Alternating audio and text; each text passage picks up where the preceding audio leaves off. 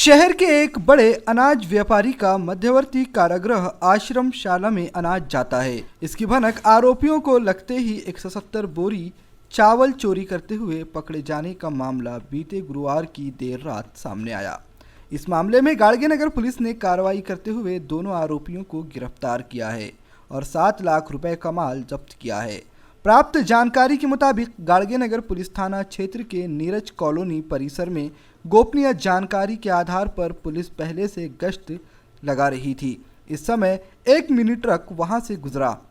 Police ने जब उस truck को रोकते हुए जांच पड़ताल की तो उसमें आरोपी सैयद गुलजार अली दिखाई दिया। ट्रक में 170 बोरी चावल अवैध तरीके से ले जाया जा रहा था, जबकि यह सौदा आरोपी लेखी सौदा राजकुमार साहू के बीच हुआ था। गाड़गेनगर पुलिस ने दोनों आरोपियों को गिरफ्तार करते हुए इसकी सूचना अनाज के असल मालक को दी है। गुप्त बातमीदारांमार्फत माहिती मिळाली की एका ट्रकमध्ये शासकीय शासनाचा जो तांदूळ असतो त्याची हे होत आहे, वाहतूक होत आहे चोरट्या प्रकारे। त्या अनुषंगाने मिळालेल्या माहितीनुसार आम्ही आणि आमची टीम साहेब यांच्या मार्गदर्शनानुसार घटनास्थळी गेलो। घटनास्थळी गेल्यानंतर तिथे एक ट्रक होता, तो ट्रक जप्त केला। त्यामध्ये शासनाचे जे तांदूळ असतो राशनचा तो आढळला।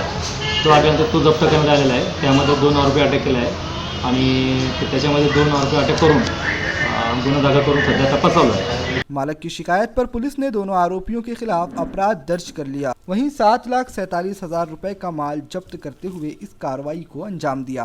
पोलीस स्टेशन गाड़गेनगर येथे गोपनीय सूत्रांना माहिती दिली की निषाद कॉलनी इथे एका ट्रकमध्ये राशनचा तांदूळ आहे।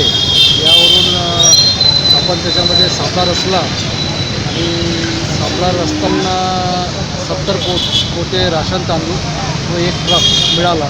त्याच्यामध्ये सय्यद मुनज्जार अली दुसरा आरोपी रिक्की साहू यांना अटक केली। त्यांच्याकडून 70,000 रुपयाचा तांदूळ आणि एक ट्रक 7 लाखाचा असा एकूण 7,70,000 रुपयाचा माल जप्त केला आणि पोलीस स्टेशन गाड़गेनगर येथे गुन्हा दाखल केलेला आहे।